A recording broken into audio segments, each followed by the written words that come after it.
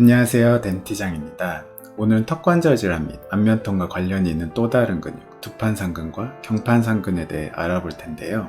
경부의 이상과 턱관절 질환과의 관계는 여러 연구에서 밝혀지고 있기에 우리는 턱관절 질환을 정복하기 위해 목 뒤쪽 근육에 대해서도 많은 이해가 필요합니다. 본격적으로 이들 근육에 대해 알아보기에 앞서 제 유튜브 화면 왼쪽 아래 터치 후 제품 보기를 통해 구강내과 전문의가 개발한 찜질팩을 구매해 관절염을 포함한 턱관절 질환 치료를 가속화하시길 바랍니다. 그럼 본격적으로 들어가면요. 이들 근육은 어디에 위치해 있을까요? 두판상근은 7번 경추 및 상부 흉추 3번 내지 4번까지의 극돌기 및 극상돌기에서 기시하여 흉쇄돌근 부착 부의 심부에서 유양돌기와 후두골 상항선 측면 3분의 1 바로 아래에 붙고요.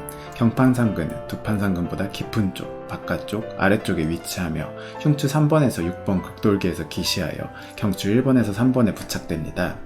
결국 양측 경판상근과 두판상근은 V자 모양을 이루죠. 그렇다면 이들 근육은 우리 몸에서 어떤 기능을 할까요? 두판상근이 양쪽 수축을 하며 머리를 뒤로 젖히는 신전이 일어나고요. 한쪽이 수축을 하며 머리를 같은 쪽으로 돌리는 측굴 및 회전이 일어납니다. 경판상근이 양쪽 수축을 하면 경추의 신전이 일어나고 한쪽이 작용을 하면 상부 경추의 회전이 일어납니다.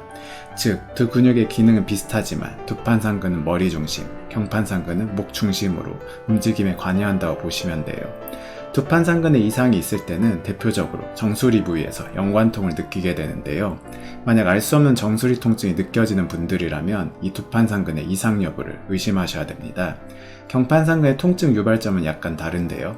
1차적으로 목, 두개, 안구의 통증을 호소하게 됩니다. 환자분들은 또한 목의 경직을 호소할 수 있는데 두경부의 능동적 회전이 통증에 의해 제한되기 때문입니다. 이때 견갑거근과 판상근에서 동시에 통증 유발점이 활성화되면 그 방향으로 능동적인 머리 회전이 거의 불가능해지죠. 경판상근의 이완 여부는 견갑거근의 통증 유발점의 활성이 없었을 때 잔여 통증과 경직이 있음을 보고 알 수 있는 거예요. 또한 때때로 상부 경판상근의 통증 유발점에서 동측의 눈으로 연관통이 방사되어 안구의 통증과 시야 흐림을 유발하기도 하죠. 그렇다면 이들 근육의 통증 유발점을 활성화하고 지속시킨 요인으로는 어떤 게 있을까요? 자세로 인한 스트레스는 두경부의 과도한 스트레칭 또는 회전에 의해 생기며 경판상근의 통증 유발점을 만들고 지속시킬 수 있습니다.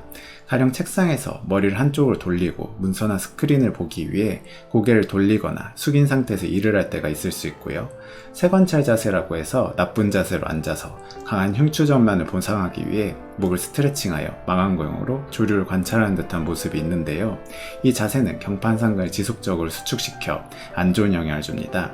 또한 적절한 베개를 베지 않고 소파의 팔걸이에 머리를 베고 눕는 것과 같이 두경부를 구부리고 잠이 드는 것도 영향을 줄 수 있죠.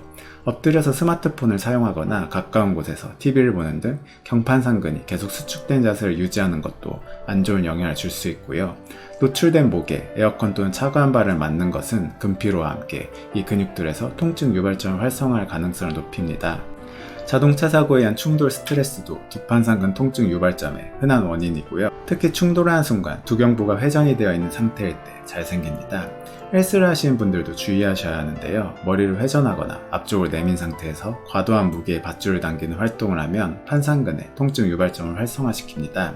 그럼 치료는 어떻게 해야 할까요? 한쪽 판상근에 문제가 있다고 판단이 들면 해당 판상근의 반대쪽으로 머리 20-30% 정도 회전시키고 가볍게 굴곡시키고요. 차가운 스프레이를 근육과 후두에서 두정 부위 쪽으로 뿌려줍니다.